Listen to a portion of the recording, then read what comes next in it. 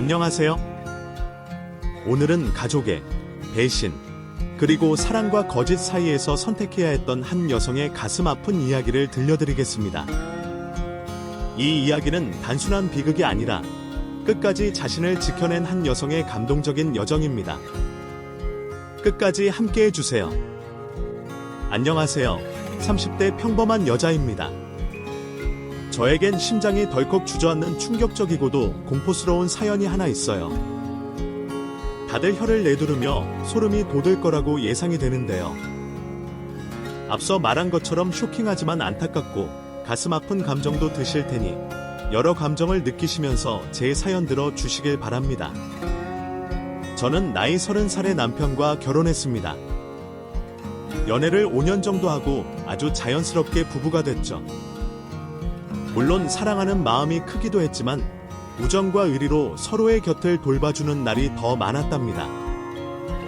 장기 연애를 하고 결혼하신 분들은 아마 제 마음 이해하실 겁니다. 그이와 결혼하고 시댁 식구들과 친해졌는데 그중 손이 언니와 진짜 많이 가까워졌어요. 시부모님 두 분이 돌아가신 지 꽤 돼서 집안의 여자라고는 저와 언니뿐이었답니다. 그래서 언니와 저 둘이 자주 만났어요. 같이 쇼핑도 하고 외식과 티타임도 가지며 온갖 수다를 떨었죠. 그래서인지 남편과 오빠도 남자 둘이 자주 어울렸답니다. 둘 다 운동을 좋아해서 둘이 골프도 치러 다니고 술을 좋아해 형제끼리 속사정을 털어놓으며 자주 진지한 술자리를 가지기도 했답니다. 그렇다고 남녀를 완전히 가르고 다닌 건 아니에요. 언니 부부와 저희는 한 달에 한 번씩 동반으로 캠핑하러 다녔고 때때로 해외여행도 다니면서 친목을 다졌답니다. 저는 결혼과 동시에 직장을 그만뒀어요.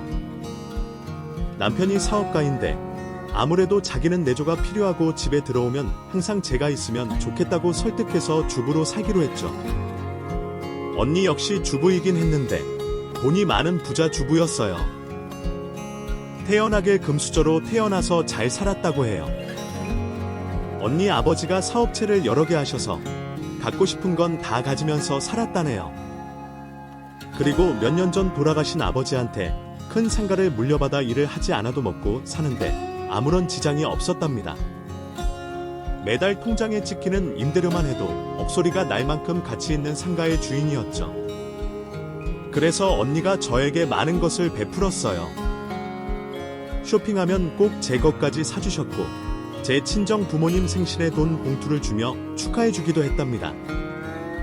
언니는 금전적으로도 많이 베풀었지만 마음도 참 예쁜 사람이었어요.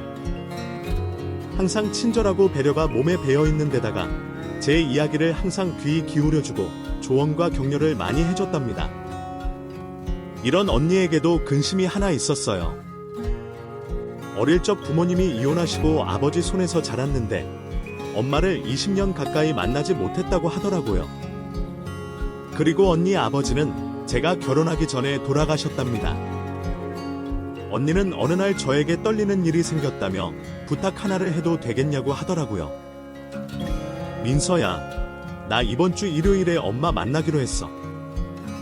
근 20년 만이야. 그런데 혼자 가려니까 너무 떨려서 안 될 것 같아. 민서가 나랑 같이 가주면 안 될까? 민서가 내 옆에 있으면 하나도 떨지 않을 것 같아서 말이야. 저는 깜짝 놀라기도 했고 축하하는 미소를 지었습니다. 언니, 어머님 만나기로 하셨어요. 정말 잘했어요. 생각 잘 하셨어요. 며칠 근심이 가득 차 보이더니 어머니 때문이었군요. 당연히 제가 같이 가야죠. 제가 언니 동생이니 언니 어머니는 저한테도 어머니 아니겠어요. 저도 그동안 언니 어머니가 어떤 분인지 궁금했는데 정말 잘 됐어요. 역시 민서는 내 부탁 들어주는구나. 고마워. 민서 대신 내가 맛있는 거 사줄게. 주말에 엄마랑 셋이서 좋은 데 가자. 그래서 일요일에 언니와 언니 모친을 만나러 갔습니다. 조용하고 한적한 카페에서 모녀가 상봉했는데 두 사람은 어색하게 인사를 하고 자리에 앉았어요. 제가 옆에서 수다스럽게 굴면 안 될 것 같아 똑같이 진중하게 앉아 있었답니다. 두 사람은 각자 어떻게 살아왔는지 이야기를 주고받고 있었는데 언니 모치는 고생을 꽤 많이 하셨더라고요. 언니 부친과 이혼하며 위자료를 거의 받지 못하고 나와 홀로 식당에서 평생 일해왔다고 했습니다. 소연아, 미안하다. 그런데 엄마가 널 일부러 찾지 않은 게 아니야. 가진 것도 없고 해줄 수 있는 게 하나도 없어서 내 앞에 나타나지 못한 거야. 엄마는 보다시피 이러고 살아. 평생 힘들게 일하기만 했지 털어놓은 돈이 하나도 없다. 그래서 너무 부끄러워서 내 앞에 나타날 수 없었어. 이런 꼴을 보이기 싫었거든. 그런데 네 아빠가 돌아가신 걸 얼마 전에 듣고 내가 사무치게 보고 싶더구나. 늦었지만 널 꼭 보고 싶었어. 모친 말에 언니가 울먹이며 대답했습니다. 엄마, 저는 돈 같은 거 바라지 않았어요. 그냥 엄마라는 존재가 그리웠다고요. 초등학교 때 헤어지고 내가 얼마나 오랫동안 기다려왔는지를 아세요. 돈이 없다. 가진 게 없어서 못 왔다. 이런 거 다 핑계라고요. 미안하다, 소연아. 엄마가 모자라고 부족한 사람이라 그런가 봐. 아무래도 난 널 만날 자격이 없던 것 같아. 그만 일어날게. 미안해. 언니가 서운함을 드러내며 화를 내자 언니 모친이 사과하며 떠나려고 했습니다. 이대로 두면 안 될 것 같아 제가 어르신의 손을 잡고 달래드렸습니다. 어머니, 이대로 가시면 안 돼요. 언니가 얼마나 많은 고민을 하고 내린 결정인데 그냥 떠나시겠다니. 언니가 화가 나는 건 이해하지만 너무 나쁜 사람으로 몰지 마세요. 지금 상황 보니까 어머니가 얼마나 많은 고생하셨는지 느껴지잖아요. 연니한테 짐이 될까봐 찾아오시지 못했다잖아요. 두 분이 서로 그리워한 모녀지간이니 이제는 그만 화해하고 서로 안아주세요. 제 부탁입니다. 언니 이윽고 눈물이 터진 언니의 등을 토닥이며 서운한 게 많겠지만 어렵게 만났으니 좋은 마음으로 좋은 말을 해드리라고 조언해줬습니다. 그래서 두 사람은 곧 눈물을 한 번씩 흘리더니 지난 일은 훌훌 털어버리고 앞으로의 만남을 기대하고 약속했습니다. 아직 살 날이 많이 남았으니 모녀로 인연을 이어가자면서 말이죠. 저는 그 모습을 보고 안심이 됐고 뿌듯했고 기뻤습니다. 친언니 같은 언니에게 가족이 한 명 생겼으니 저에게도 엄마 한 분이 더 생긴 것 같기도 했답니다. 그래서 언니와 저는 더 가까워졌고 정말 친자매처럼 진심으로 아껴주고 사랑했어요. 저희 부부와 언니 부부는 크게 문제가 되는 일이 한 번도 없었는데 어느 날 언니가 흥분에 차서 저희 집에 찾아왔더라고요. 오빠를 끌고 오듯이 와서 언성을 높였답니다. 민서야, 자네는 모르고 있지. 인간하고 서방님이 룸사롱에 다녀왔어. 카드 명세서에 수상한 가게 이름이 찍혀 있어서 검색해봤더니 룸사롱인 거 있지. 인간이랑 서방님이 거기서 쓴 돈이 200만 원이 넘어. 네, 그게 정말이에요. 기가 막히네. 여보, 당신 룸살롱 간 거 진짜야. 거기 가서 뭐 했어? 이 인간 순진한 줄 알았더니 발랑 까졌네. 룸살롱 가서 뭐하고 놀았는지 바른대로 말해. 남편은 저의 호통에 말을 더듬으며 대답했습니다. 그게 형이 가자고 해서 따라갔어. 그리고 술만 마시고 나왔어. 여자들이랑 아무런 일도 없었어. 여보, 나 진짜 처음 가본 거야. 너 같으면 믿겠니? 내가 오빠 같은데 다녀오면 날 어떻게 생각할 거니? 그냥 술만 마시고 왔다 하면 믿을 거야. 여보, 내가 거기에 간 건 잘못했는데. 진짜 형이 가자고 해서 한 번 따라간 거야. 그런데 한 번도 못 가보면 남자도 아니라고 하면서 끌고 갔다고 남편이 변명을 하자 오빠가 그이에게 짜증내더군요. 임마. 너도 똑같이 재밌게 놀았잖아. 이제 와서 발뺌하면 내가 뭐가 돼. 됐고, 빨리 무릎 꿇자. 우리 이혼 당하지 않으려면 마누라들한테 사과하자고 두 형제는 저와 언니 앞에 무릎을 꿇었고, 다시는 그런 술집에 가지 않겠다고 약속했습니다. 만약 다른 여자와 바람을 피웠다고 하면 당장 이혼 생각을 하겠지만, 오빠와 남편은 평소 바른 생활을 하는 사람들이었기 때문에 딱 한 번 용서해 주기로 했습니다. 그런데 언니는 용서하는 대신 한 가지 조건을 걸었습니다. 둘 다 이혼은 하기 싫은가 봐. 그럼 당신하고 서방님, 각자 배우자에게 경제권 넘겨. 카드도 사용하면 우리한테 문자 오게끔 하고, 외출은 허락받고 해. 직장 외에는 마음대로 가지 말고. 이게 용서해주는 조건이야. 언니, 굿 아이디어예요. 안 그래도 남편이 저한테 생활비를 쥐꼬리만큼 주고 있어서 힘들었는데 아주 잘 됐어요. 당신, 언니 말대로 나한테 통장이랑 카드 다 넘겨. 그리고 매달 용돈 받아서 쓰도록 하고. 내가 이번 한 번은 그냥 넘어가는데 또 그런 술집에 갔다가 이혼 당할 줄 알아. 두 남자는 입을 삐죽거리며 그건 너무 과한 벌이 아니냐고 말했지만, 이혼하기 싫으면 알아서들 결정하라고 했더니 이내 경제권을 저희 여자들에게 맡기기로 했답니다. 언니는 성격이 세심하고 꼼꼼해서 언제나 남자들의 실수나 허점이 보이면 바로잡아 삼고 해결을 했죠. 여러 가지로 지혜롭고 현명해서 언제나 언니가 든든했답니다. 그래서 저도 경제권을 받아 마음대로 돈 관리를 시작했어요. 사업하는 남편의 정확한 재산을 알게 됐는데 꽤 능력 있는 사람이더라고요. 전에는 겸손하다는 듯이 일반 직장인들과 별반 차이가 없다 말해왔었는데 통장을 까보니 장난 아니었습니다. 여하튼 그때부터는 제가 돈 관리를 재밌게 하게 됐어요. 물론 사치를 부리거나 쓸데없는 곳에 돈을 쓰진 않았고 생활비를 조금 더 쓰는 정도였습니다. 그렇게 언니와 거의 매일 어울리고 있었는데 언젠가부터 얼굴에 그늘이 져 있었어요. 저는 무슨 일이 있는지 물었습니다. 언니, 무슨 일이에요? 다크서클이 턱끝까지 내려왔다고요? 오빠하고 싸우신 거예요? 아니, 싸우긴 무슨.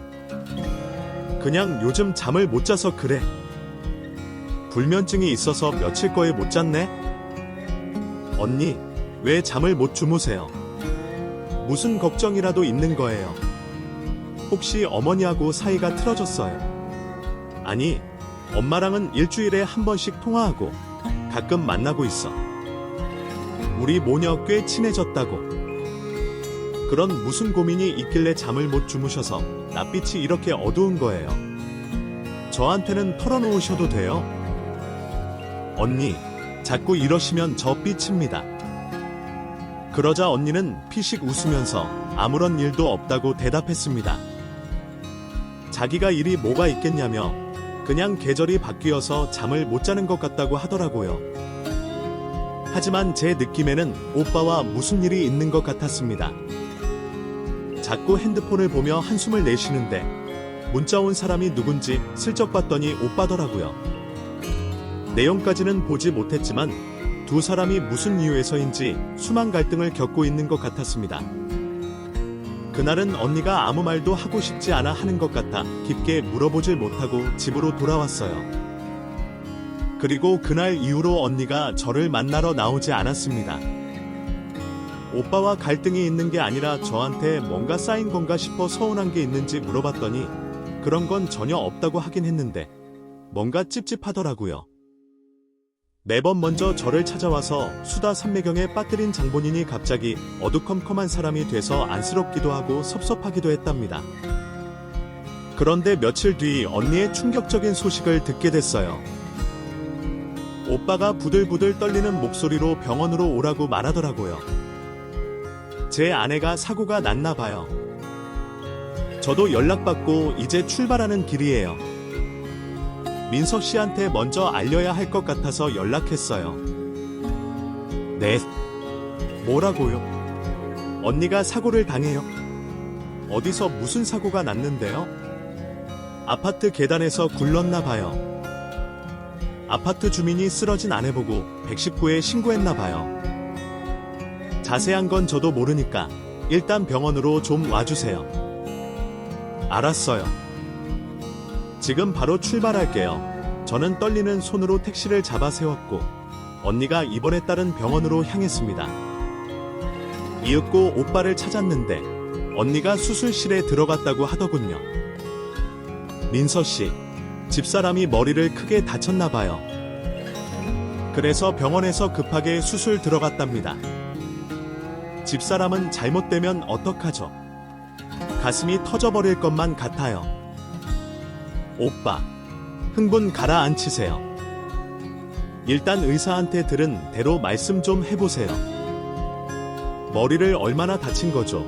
오빠가 말하길 계단을 구른 언니가 머리를 모서리에 부딪힌 것 같다며 그래서 뇌에 큰 충격을 받았다고 하더군요. 의사 선생님은 어떻게 될지 모른다면서 수술이 끝나고 정확하게 설명해 준다고 했답니다. 그래서 저와 오빠, 그리고 조금 늦게 도착한 남편은 수술실 앞 의자에 앉아 아무 말도 하지 않고 수술이 끝나길 기다렸습니다. 저는 마음속으로 하나님, 부처님, 성모 마리아께 기도를 올렸어요. 제발 언니를 무사하게 해달라고, 데려가지 말아달라고 했답니다. 수술은 한참 동안 진행됐어요. 거의 7시간이 지나서야 녹색 수술복을 입은 의사가 나오더군요. 저희 세 사람은 벌떡 일어나서 언니의 상태를 물었습니다. 그러자 의사는 고비는 넘기긴 했지만 깨어나는 건 환자의 몫이라며 기다리는 것 말고는 더는 할 수 있는 게 없다고 말했습니다. 확률로 따지자면 50대 50이라며 하늘의 운명을 맡기자고 하더라고요. 저는 너무 큰 충격을 받아서 눈물조차 나오지 않았습니다. 보름 전까지만 해도 멀쩡하게 저와 밥을 먹던 언니가 수술을 받고 의식을 잃은 채 중환자실에 누워있는 게 모두 꿈만 같았답니다. 오빠와 남편도 충격을 많이 받아서 얼굴이 굳어 있었어요.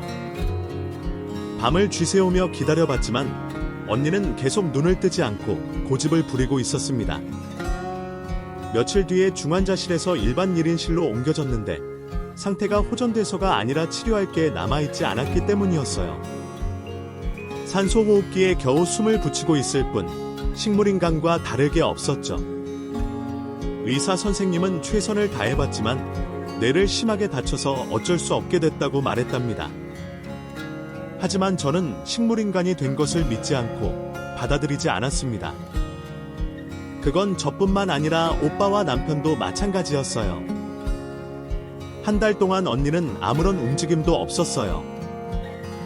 저희가 아무리 기도하고 많은 말을 해줘도 꿈쩍도 하지 않았답니다.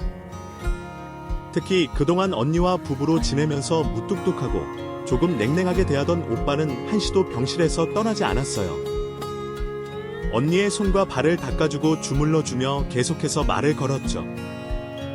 그 모습을 보니 마음이 너무 아팠고 제가 이렇게 되면 제 남편도 오빠와 똑같이 할까 하는 생각도 해봤습니다. 언니는 이렇게 기다리는 저희의 소망을 저버리고 끝까지 깨어나지 않았고 헤어질 시간이 다가왔습니다. 의사 선생님은 이제 환자인 언니를 보내주자고 했답니다. 존엄사가 이젠 불법이 아니고 보호자가 동의하면 편히 보내질 수 있다면서 말이죠. 그러자 오빠는 크게 흥분하며 의사 선생님의 멱살을 잡았습니다. 당신이 그러고도 의사야. 아직 멀쩡하게 살아있잖아. 아직 내 안에 손이 따뜻하다고. 그런데 뭐 존엄사 개 같은 인간아. 내 안에 반드시 깨어날 거니까 저리 꺼져. 저는 바로 오빠를 말렸습니다. 오빠, 왜 그러세요? 의사 선생님이 가망 없다고 하잖아요. 이렇게 언니 붙잡고 있으면 더 힘들어 하실 거예요. 저도 가슴이 찢어지도록 아파요. 하지만 언니를 편하게 놓아줄 때가 됐어요. 이제 그만 보내주자고요. 어림없는 소리. 난 이대로 포기 못해요. 의사가 나불대는 말을 믿지 않는다고요. 사람 목숨을 두고 이러쿵저러쿵 판단하는 거 아주 역겹단 말이에요. 민서 씨한테도 실망입니다. 제 아내와 친자매처럼 지내놓고서 이렇게 쉽게 포기하다니. 오빠는 끝까지 언니를 지키겠다며 헛소리할 사람들은 병실에서 나가라고 소리쳤습니다. 한편 언니의 어머니도 매일 저녁마다 병원에 들러서 언니의 손을 잡고 말없이 눈물만 흘리시고 돌아가셨습니다. 20년 만에 재회한 딸이 얼마 지나지 않아 이런 상태가 됐으니 얼마나 가슴 아프고 힘드셨을까요? 저는 마음의 준비를 하면서 병원과 집을 오갔습니다. 몇 달 뒤에는 매일 가지 않고 이틀에 한 번, 사흘에 한 번씩 가면서 언니 얼굴 보는 횟수를 줄여갔답니다. 제 정신마저 피폐해지고 너무 우울했으니 언니에겐 미안하지만 희망을 내려놓습니다. 그런데 세상에는 기적이라는 게 정말 있던 모양입니다. 집에서 혼자 살림하던 중 언니의 전화를 받게 됐어요. 민서야, 나야. 내 목소리 알겠어. 저는 비명을 지르며 놀랐어요. 언니? 정말 언니세요? 이거 지금 꿈 아니죠? 어떻게 이런 일이? 언니, 왜 이제야 깨어났어요? 저 그동안 얼마나 가슴 아파 있는지 아세요? 동서, 미안해. 그리고 이거 꿈 아니야. 나 자네 언니 맞아. 많이 놀란 모양이구나. 동서, 난 자고 일어난 것 같은데 많은 시간이 흘렀나 봐. 언니, 진짜 깨어나신 거예요. 의사가 분명 가망이 없다고 했는데 이건 진짜 기적이에요. 언니, 바로 병원으로 달려갈게요. 아니야, 민서야. 내가 깨어난 건 아무도 몰라. 민서야, 나한테 오기 전에 내 부탁 하나만 들어주면 안 될까? 뭐지? 언니 말투가 아닌 것 같은데 당신 누구야? 지금 장난 전화하는 거지? 아니야, 민서야. 나야, 자네 언니라고. 저는 목소리를 귀 기울여 들어봤는데 역시나 언니가 분명했습니다. 그래서 다시 눈물을 펑펑 쏟아내며 말했습니다. 언니, 진짜 언니 맞군요. 알았어요. 무슨 부탁이든 말씀만 하세요. 제가 다 들어드릴게요. 이거 나무한테도 말하지 않은 건데 사실은 내가 소유한 건물 말이야. 20층 상가 말이야. 내가 그걸 친엄마 만난 뒤에 선물로 드렸거든. 그런데 지금 생각해보니 잘못 결정한 일인 것 같아. 내가 지금 움직일 수도 없고 엄마 얼굴 보고 직접 건물 돌려달라고 말을 못할 것 같아. 민서가 나 대신 엄마한테 찾아가서 건물 명의를 다시 내 이름으로 바꿔줬으면 좋겠어. 언니, 건물을 어머니한테 드렸어요. 제가 되묻자 언니는 자신은 부유하게 잘 살고 있는데 어머니는 이혼 후 고생만 하면서 살아온 게 딱하고 가여워서 그랬다고 답하더라고요. 그런데 코마 상태에서 어머니에 대한 기억이 많이 떠올랐는데 별로 좋지 않은 기억이라고 말했습니다. 나는 엄마가 무조건 좋은 사람인 줄 알았어. 그래서 내 건물 넘겨드렸지. 그런데 생각해보니 20년 동안 날 한 번도 찾지 않은 사람이잖아. 그리고 어릴 적 기억이 떠올랐는데 엄마는 날 따뜻하게 대해준 적도 없었고 늘 남처럼 됐어. 그뿐만이 아니야. 아빠와 엄마가 이혼한 이유가 엄마 외도 때문이라는 게 기억났어. 아빠가 돌아가셔서 확인할 순 없지만 분명히 기억났어. 아빠가 엄마를 향해 바람 피운 년이라고 욕하면서 내쫓던 광경이 말이야. 네. 언니, 어머니가 바람을 피워서 이혼했다고.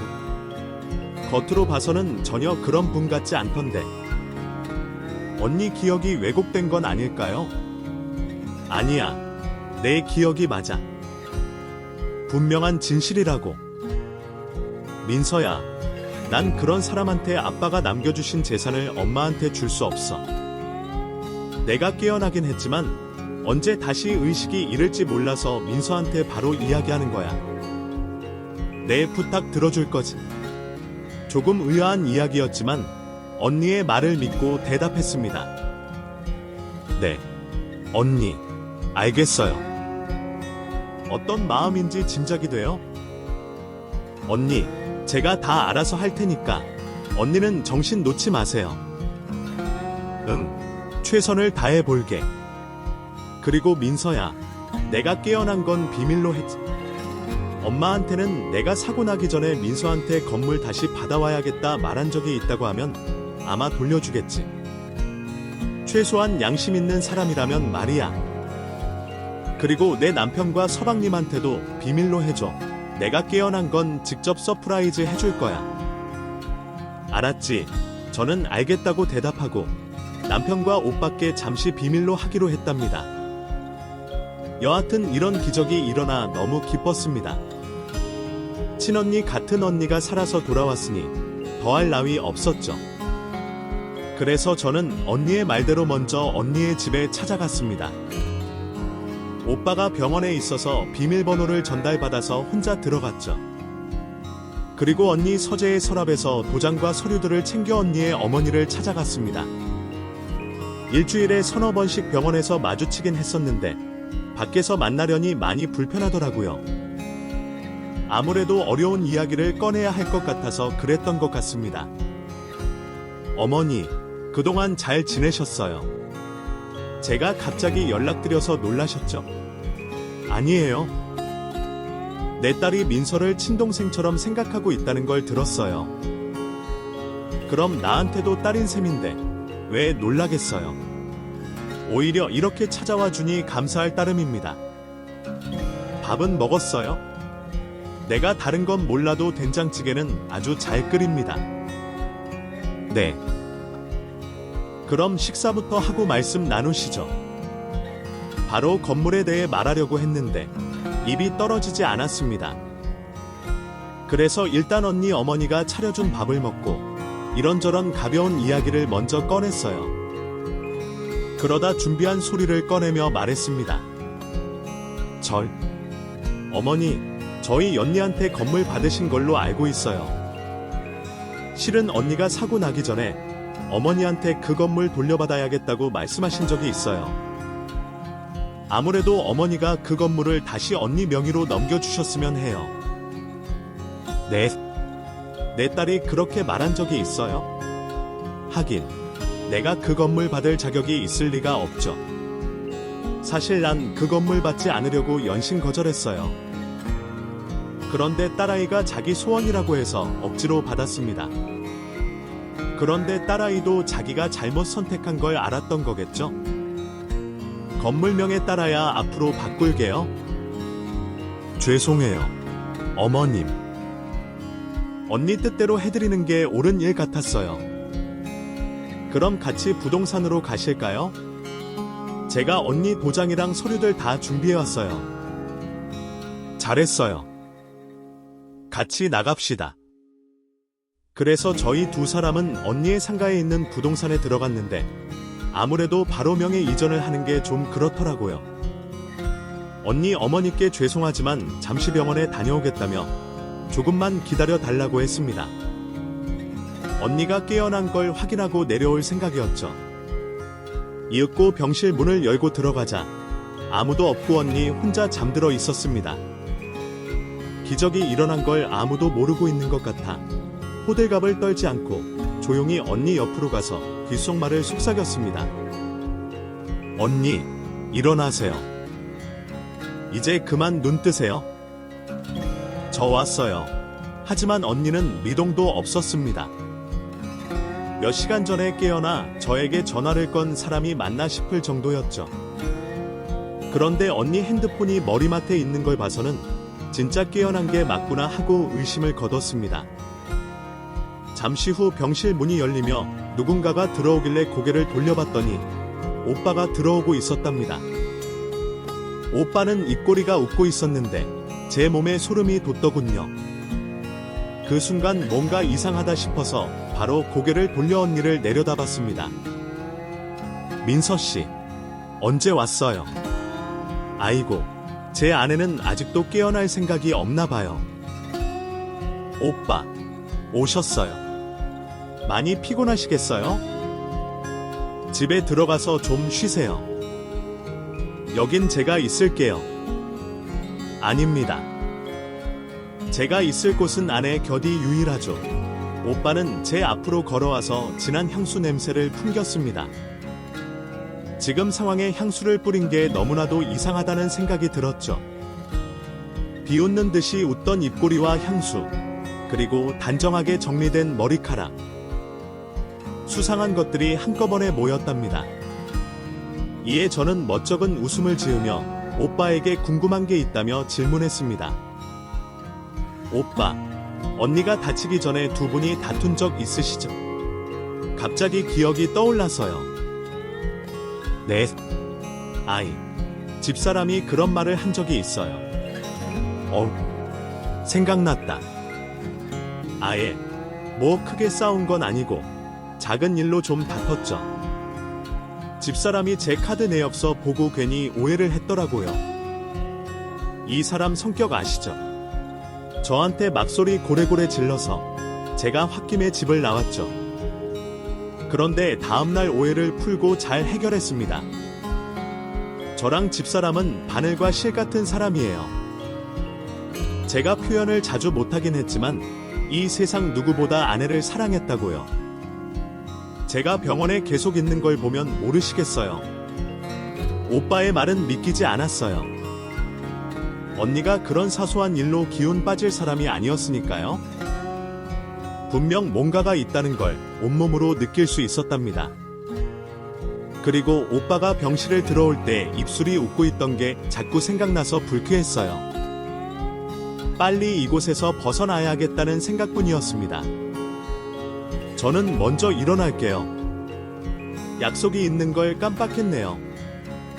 약속이요? 아니, 그럼 얼른 가보셔야죠. 어디 좋은데 가시나 봐요. 혹시 제 아내를 위해 뭔가를 해주려는 건가요? 아, 그냥 하는 소리입니다. 얼른 가보세요. 여긴 제가 맡겠습니다. 재수씨. 또다시 입꼬리가 올라가는 걸 보고 소름이 끼쳤습니다. 저는 아무렇지 않게 병실을 나와서 심호흡을 했습니다. 그리고 언니가 깨어난 게 사실이 아니라는 걸 깨달았죠. 누군가 언니 목소리를 흉내낸 건지 변조를 한 건지는 모르겠지만 말투도 약간 다른 사람인 것 같은 확신이 들었습니다. 그래서 진실이 뭔지는 이 병실 앞을 지키고 있으면 뭐라도 나올 것 같아 몸을 숨겨가며 오빠가 뭘 하는지 엿보고 있었습니다. 그런데 잠시 후 병원 복도에서 조금 전 오빠한테 맡았던 향수 냄새가 나더라고요. 누군지 모르겠지만 이번 일에 개입되어 있는 사람이 오고 있다는 걸 느꼈어요. 그래서 저는 비상계단을 향해 몸을 숨기고 눈만 병실과 복도를 쳐다봤습니다. 그러자 언니 병실로 낯선 여자가 들어가는 걸 봤어요. 무슨 일이 벌어지는 건진 모르겠지만 오빠가 뭔가를 꾸미고 있는 게 분명해 보여 까치발을 들고 병실 앞으로 걸어갔습니다. 그리고 문을 아주 조금 열고 엿듣기 시작했답니다. 두 사람이 대화하는 걸 동영상으로 찍으면서 말이죠. 자기야, 나왔어. 그런데 아직이야. 이제 곧 끝날 거야. 방금 민서씨 왔다 갔거든. 1층 부동산에 소연이 어미가 와 있는 걸 조금 아까 확인도 했고 곧 건물 명의를 소연한테로 돌릴 거야. 야호. 그럼 이제 끝이네. 소연 면상 안 보고 살아도 되는 거지. 자기야, 내가 큰 공을 세운 거 알지? 목소리 변조 프로그램으로 소연 목소리로 맞춰서 아주 똑같이 연기했잖아. 자기, 민서가 다 믿은 거 맞지? 그런 것 같아. 조금 전에 그년이 왔다 갔는데 별 의심하는 것 같지 않아. 소연이 잠시 정신이 돌아왔다가 이런 걸로 생각하는 것 같았어. 왜? 어쨌든 조금 있으면 모든 게 끝나. 20층 상가가 소연 명의로 돌아오면 바로 존엄사 시켜달라고 해야지. 그럼 그 상가는 남편인 내 자지가 된다고. 오빠, 그럼 우리 하와이 가서 사는 거야. 아싸. 이제 자기도 소연 앞에서 쇼하는 거 다 끝났네. 이게 몇 달째야. 지겨워. 야, 그런 말 하지 마라. 내가 이렇게 쇼해서 별다른 의심받지 않은 거라고. 너랑 내가 바람 피우다 걸려서 집에서 싸우다가 소연이 헷가닥한 거 아니야.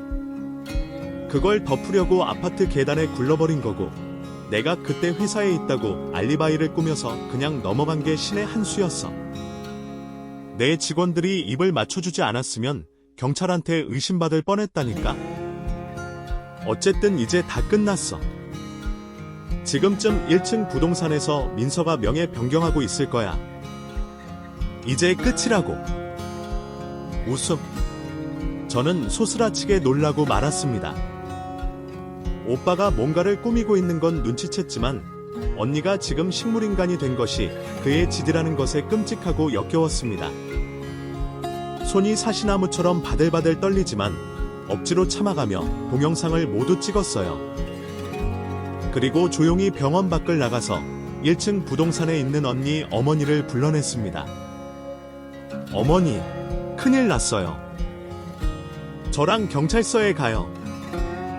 아니, 경찰서란 무슨 큰일이길래. 어머니, 다른 사고가 아니었어요. 사건이었다고요.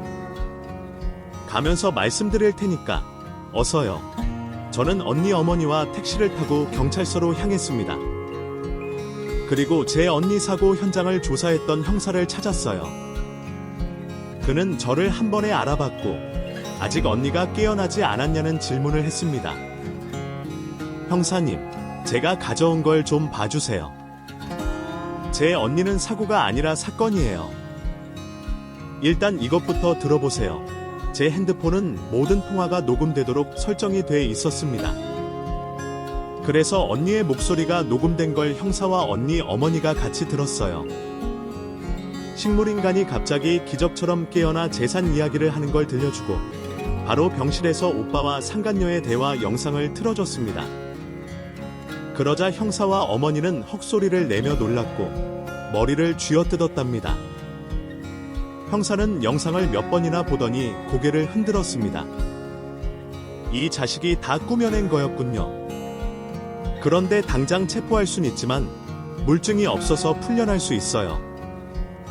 제가 영장 발부해서 김소연 씨 집을 압수수색해야겠어요. 두 분은 저와 같이 움직여요. 그 자식은 위험 인물이고 그의 동생까지 의심해야 하니까요. 제 남편까지 범죄에 연루돼 있을 가능성이 있다며 집에는 아직 돌아가지 말라고 했습니다. 모든 조사를 하고 범인들을 색출할 때까지 안전하게 형사 옆에 붙어 있으라고 했어요. 형사는 영장을 발부받자마자 경찰서에 있던 많은 인원들과 승합차를 타고 언니의 집으로 향했습니다. 저와 언니 어머니도 다른 형사의 차를 타고 뒤를 따라갔죠. 언니 아파트 주차장에 강력 형사들과 과학수사대가 우르르 내려서 엘리베이터를 타고 올라갔고 폴리스 라인을 치고 현관문을 열고 들어갔습니다. 저와 어머니는 안에 들어가지 못하고 밖에서 기다렸답니다. 발을 동동 구르며 제발 증거를 찾길 바랬죠. 1시간 반이 지나자 담당 형사가 나왔습니다. 저는 증거가 나왔는지 바로 물어봤어요. 형사님, 어떻게 됐어요? 뭐가 나왔어요? 바닥과 벽에서 혈흔 반응이 나왔어요. 아무리 깨끗이 닦아도 다 지워지진 않거든요. 과학수사팀이 바로 혈액 분석할 겁니다. 그게 김소연 씨 혈액으로 판정되면 바로 그 자식 체포할 거고요. 이게 다 이지연 씨 덕분입니다. 하마터면 범죄자를 그냥 지나칠 뻔했어요. 진짜 오빠가 한 짓이 맞았군요. 그런 짓을 버려놓고 뻔뻔하게 언니 얼굴을 보러 매일 병원에 찾아오다니 정말 인두겁을 쓴 짐승 새끼가 따로 없네요. 선생님, 그 여자도 체포하는 거죠? 음성 변조해서 언니 목소리로 저한테 전화 건 상간녀 말이에요. 물론이죠. 두 사람은 공범이고 이지연 씨 남편도 없고 조사할 겁니다. 제 예상이긴 하지만 남편분은 죄가 없을 것 같아요. 물론 조사를 명명백백히 할 테니 걱정 마세요. 그래서 저와 언니 어머니는 다시 경찰서에 가서 기다리기로 했어요. 아무도 믿으면 안 될 상황이어서 형사님 조언대로 남편에게 연락하지 않았답니다. 그렇게 한참의 시간을 경찰서에서 기다리고 있는데 곧 오빠와 상간녀가 쇠고랑을 차고 들어오더군요. 오빠는 경찰서 안에 있던 저를 보고 분노했습니다. 형사들의 팔을 뿌리치고 달려들었어요. 이쳐 죽일려. 내년이 감히 날 신고해. 다 알았으면 신고 말고 돈을 달라고 했어야지. 너 때문에 다 된 밥을 망쳤어. 200억짜리 건물도 날려버리고 내 인생도 시궁창에 처박히게 생겼어. 제 뺨을 내려치려자 언니 어머니가 의자로 오빠 머리통을 날렸습니다. 그리고 사정없이 발길질을 하셨습니다. 차 죽일 놈은 바로 너야. 내 딸을 저렇게 만들고 그동안 눈물 연기를 하면서 우리를 속여왔어. 그것도 모자라 딸아이가 나에게 준 건물을 내 놈이 처먹으려고 바람년이랑 짜서 생쇼를 해. 목소리 변조 프로그램이 뭔진 모르겠지만 나도 속겠더라. 이 처자가 내 딸이 깨어난 걸 믿은 것처럼 말이야. 이 늙은이가 돌았나. 딸년을 20년 동안 버리고 생깐 애미년이 어디서 애미 행세를 하려고 들어. 내년이 그 건물 받을 자격이 있다고 생각해. 자격이 없지. 나도 알아. 그렇다고 나를 바람나서 쫓겨난 여편네로 만든 건 너무했어. 이 치졸한 자식아. 너 같은 놈은 더더욱 내 딸 최선을 받아선 안 되지. 너 2년이 쌍으로 지나라는 바람에 인생 조져버렸어. 내가 감옥에 가기 전에 니들 끝장내고 들어가겠어. 내 마누라랑 똑같이 뒤져봐라. 오빠는 모든 게 실패로 돌아가자 완전히 정신줄을 놓고 말았습니다. 수갑을 찬 손으로 저와 언니 어머니에게 달려들었는데 형사 하나가 주먹으로 한 대 쳤더니 그 자리에서 힘없이 쓰러지더군요. 이렇게 2년 놈은 바로 조사를 받게 됐는데 증거가 넘쳐나니 부인하지 않고 모든 것을 시인했습니다. 그리고 잠시 후 제 남편도 경찰서에 들어와서 조사를 받았어요. 그이한테는 아무런 혐의도 없었고 의심되는 것도 없었습니다. 사실 오빠가 이런 미친 짓을 벌인 걸 알게 되고 남편이 무서워서 피하고 싶었답니다. 아무리 죄가 없다지만 오빠의 눈과 똑같이 생긴 남편을 마주보는 게 역겹더라고요. 그이가 조사를 마치고 저에게 다가오더군요. 가까이 오지 마. 할 말 있으면 거기서 해. 여보, 난 아무 짓도 하지 않았어. 형이 이런 짓을 저지를 줄도 몰랐다고. 글쎄, 과연 그럴까? 당신이 아무 짓도 하지 않을 수는 있지만 아무것도 모르고 있었을까? 두 형제가 얼마나 가깝게 지내고 있는 줄 내가 다 알고 있는데. 여보, 진짜야. 난 형이 바람 피우고 있는 것도 몰랐어.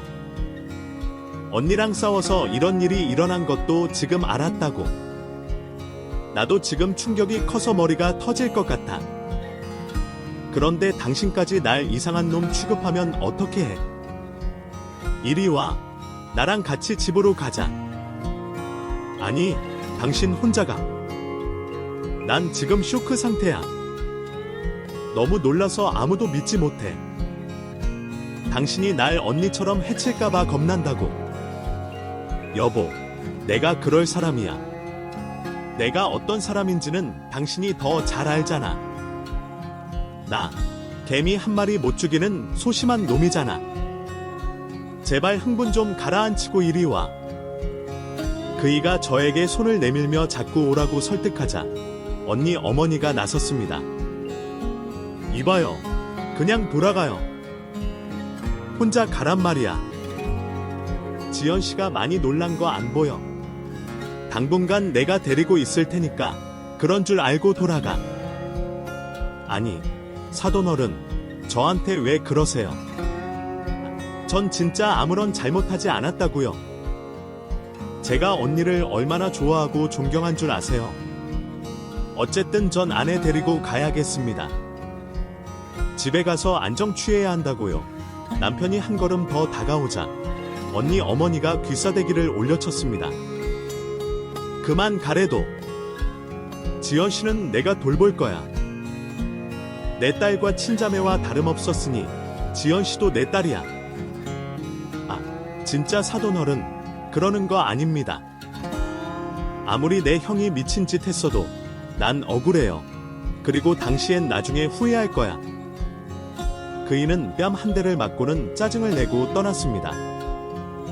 그렇게 오빠와 상간녀는 유치장에서 검찰 조사를 받으러 이동했고 얼마 뒤 재판을 받고 큰 벌을 받게 됐답니다. 모든 게 끝이 나고 어머니와 언니가 있는 병원으로 돌아갔어요. 언니 어머니는 보호자로서 이제 존엄사를 결정해 보내주겠다고 사인을 하셨습니다. 저는 언니를 보내기 전에 손을 잡고 마지막 말을 남겼습니다. 언니, 저예요. 이제 다 끝났어요. 언니를 이렇게 만든 놈이랑 연을 감옥에 보냈어요. 이제 편히 눈 감으세요. 사랑해요. 언니, 그리고 언니 어머니도 언니에게 미안하고 사랑한다는 말을 남기셨습니다.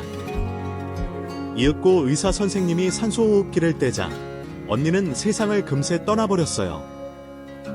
저와 어머니는 언니의 장례식을 치르고 어머니 댁으로 돌아갔습니다. 저는 남편과 더는 한 집에서 살 수 없을 것 같아 이혼을 결정했어요. 아무리 죄가 없다 해도 끔찍한 오빠의 동생인데 무섭고 연니한테 죄송한 마음이 들어 헤어지는 게 낫겠다고 결정했답니다. 제가 합의 이혼을 하자고 했더니 남편은 절대 이혼하지 못하겠다며 거부하더군요. 그래서 할 수 없이 소송으로 가게 됐어요. 판사님은 제가 겪은 일과 트라우마를 듣더니 이혼 판결을 내리셨습니다. 제가 충격을 받은 것을 위자료까지 지급하라는 명령을 하셨어요. 그래서 전 다시 친정으로 돌아가서 지냈는데 언니 어머니가 연락을 주셨습니다. 제가 세상을 떠난 딸을 대신해주면 좋겠다며 자주 얼굴 보며 지냈으면 좋겠다고 하면서 말이죠. 저 역시 언니를 친언니로 생각했기 때문에 언니 어머니를 두 번째 엄마로 정하는 건 어려운 일이 아니었습니다. 건물주가 된 어머니는 저에게 한 가지 부탁을 하셨답니다. 지연아, 아무래도 난 늙어서 콧물 관리를 못하겠다. 이 건물 그냥 내가 가지는 게 어떻겠니? 네. 어머니, 아무리 제가 딸 같아도 그런 말도 안 되는 소리 하지 마세요. 그리고 언니가 어머니한테 드린 선물이잖아요. 건물 관리하는 거 어려울 거 없어요. 직원들이 다 알아서 하니까 어머니는 임대료만 받으시면서 편하게 노후 보내시면 된다고요. 네, 노후. 이제 그런 거 다 필요 없다. 난 내 딸이 있는 곳으로 곧 떠날 거거든. 나 암이란다. 그것도 말기암 언니 어머니는 췌장암 말기라는 소식을 전하셨습니다. 몇 달 전에 알게 되셨는데 그간 언니 일 때문에 누구에게도 말하지 못한 것 같더라고요. 저는 너무 놀라고 슬퍼서 어머니를 꼭 끌어안았습니다. 어머니, 어떻게 해? 저한테 딸이 돼 달라더니 벌써 떠나시려고요. 그러지 마세요. 지연아, 몇 달만 내 딸이 되어줘라. 그래야 저승 가서 소연이를 만나면 할 말이 생길 거 아니냐. 걱정 마라. 소연이가 눈 감는 날 죽음이 두렵지 않게 됐으니까 저는 흐느끼며 계속 어머니 품에 안겨 있었습니다. 언니의 엄마이자 저희 두 번째 어머니는 얼마 뒤 편히 눈을 감으셨습니다. 유산인 건물을 제 앞으로 남겨주시고 떠나셨어요. 결국 언니의 유산을 가지게 됐네요. 저는 언니가 하늘에서 내려다보는 걸 생각하며 잘 먹고 잘 살기로 했어요. 지금은 친정 부모님께 의리의리한 전원주택도 사드렸고 저도 편하게 살 수 있는 큰 집을 마련했다 합니다. 제 사연은 여기까지네요. 참고로 저는 결혼은 다시 할 생각이 없어요. 친정 부모님께나 많은 사랑을 드리며 재밌게 살아보려고요. 그럼 이만 쓸게요. 감사합니다. 끝까지 이야기를 들어주셔서 진심으로 감사드립니다. 가족의 정은 돈보다 소중하다는 생각에 공감하신다면 댓글로 여러분의 이야기도 들려주세요. 좋아요와 구독, 알림 설정도 잊지 마시고요. 다음 이야기에서 다시 만나요.